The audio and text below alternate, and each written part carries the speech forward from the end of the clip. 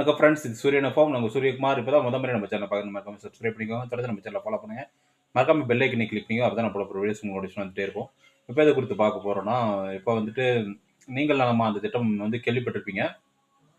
அத பத்தி நம்ம ஏற்கனவே நெறைய சொல்லியிருக்கோம். அது வந்து கூட ரொம்ப நாள் ஆச்சு. அந்த திட்டத்தின் மூலமா பார்த்தீங்கன்னா, ஒரு திட்டத்தினுடைய பயனாளிகிட்ட வந்துட்டு பார்த்தீங்கன்னா, அ மாவட்ட ஆட்சியர், இல்ல சட்டமன்ற உறுப்பினர், இல்ல நாடாளுமன்ற உறுப்பினர், இல்ல முதல்வர்.